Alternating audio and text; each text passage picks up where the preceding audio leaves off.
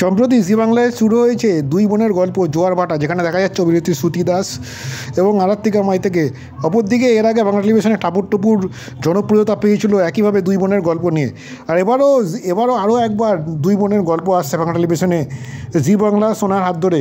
তবে এই ধারাবাহিকের হাত ধরে আবার বেশ কিছুদিন দীর্ঘদিন পর ছোটো পর্দায় ফিরতে চলেছেন অভিনেত্রী নবনীতা দাসকে, মূলত যাকে শেষবার দেখা গিয়েছিল ধারাবাহিক স্টার জলসার ধারাবাহিক তুমি আশেপাশে থাকলেতে।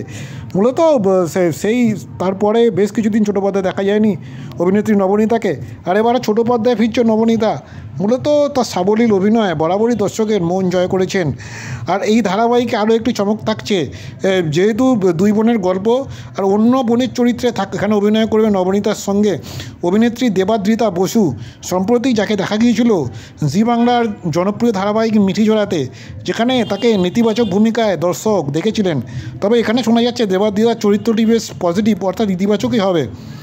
মূলত এই গল্পে সম্পূর্ণ অন্য রূপে দেখা যাবে অভিনেত্রী দেবাদ্রিতাকে।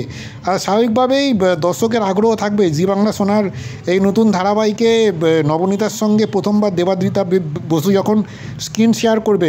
মূলত এই ধারাবাহিকটিও হতে চলেছে সম্পর্কের সূক্ষ্ম দিকগুলোকে তুলে ধরা হবে এই ধারাবাহিককে, এমনই মনে করা হচ্ছে।